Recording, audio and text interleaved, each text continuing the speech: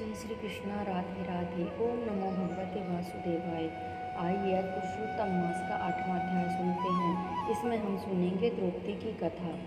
सूत जी बोले, हे तपोधने, विष्णु और श्री कृष्ण का समस्त संवाद सुन नारद जी प्रसन्न हुए और पूछने लगे कि फिर आगे क्या हुआ।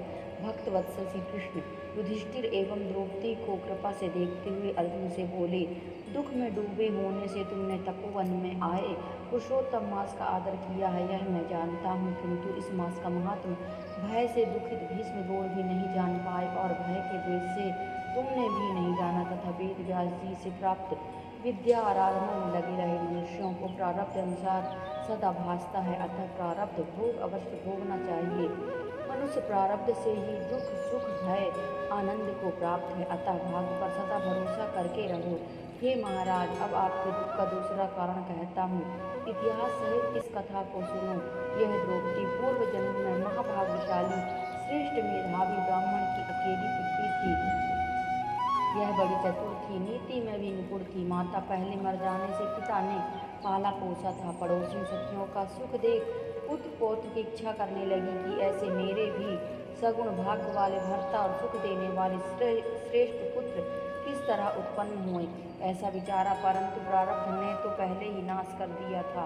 क्या कर्म करके एक सुरेश्वर को भजूं, किस मुनि के पास जाऊं, किस तीर्थ में जाकर वहां रहूं, मेरा भाग्य कैसा सो गया है।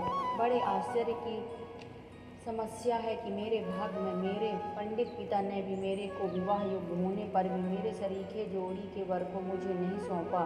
इधर शोक मोती तरंगों से पीड़ित हो वह मेधावी ऋषिराज भी पृथ्वी पर भ्रमण करता था। कन्यादान के निमित्त जोड़ी का वर ढूंढने पर वैसा वर नहीं मिलने से जब अपने मनोरथ में निराश हो गया, तब ऋषिराज शरीर में व्याप्त दुख की तीव्र ज्वाला से व्याकुल हो और श्वास के ऊपर श्वास युक्त दारुण मूर्छा से ग्रसित गिरता पड़ता हुआ पृथ्वी पर लेट गया और पुत्री का स्मरण किया। तब जब तक पुत्री भय से व्याकुल हो पिता के पास आ गया, तब तक वह मरने के सरीखा हो गया।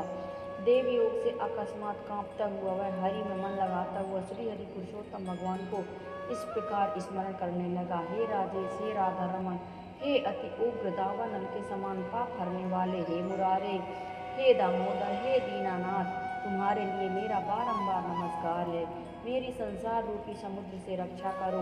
मुनि के ऐसे वचन सुन बहुत जल्दी भगवान के लोक से परिकर आ गया और मरे हुए मुनि को हाथ में लिए भगवान के चरण कमलों में ला रखा। इधर उसकी पुत्री पिता के प्राणों को निकलता देख हाय हाय कर रोने और पिता की देह